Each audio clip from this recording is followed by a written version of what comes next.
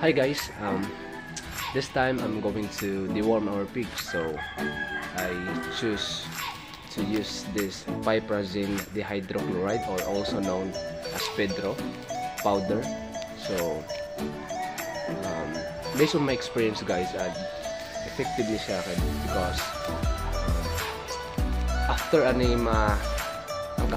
process niya sa paggamit is pwede nyo isagol siya sa water, drinking water, and also sa ilang feeds. So one of the advantage of this is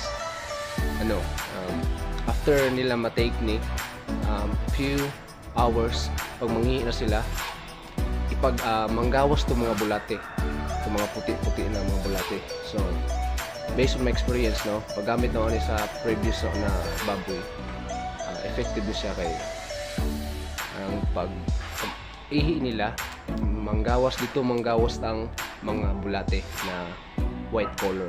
Unlike compare sa ivermectin, effective sa ng ivermectin. So morning advisable ang ivermectin or ivermectin because patay gid ang mga bulate. Pero ang nakalahian lamang is sa ilayom lang mga matay, dili kibali nila gawas through ihi.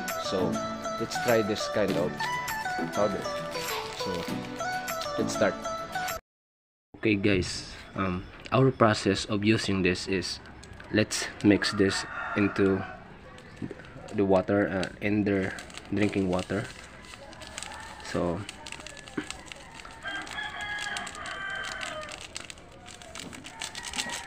I used to have estimation lang niya guys. So after this, let's mix this thoroughly until mahilis gyud mayo.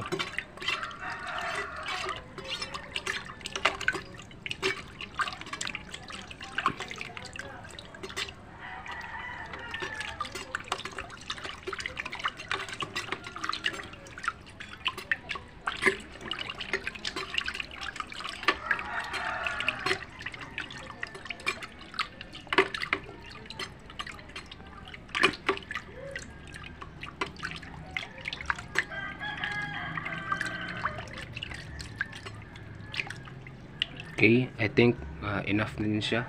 So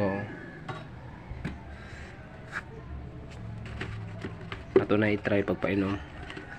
Okay, ato na siya ipainom guys sa atong duha ka baktin.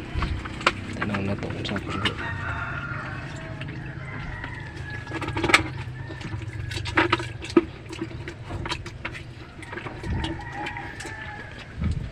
after to na to paggamit, human na to pagpainuman ni sila guys, dili na to sila ligoon 3 days dapat. Sige, inom pa.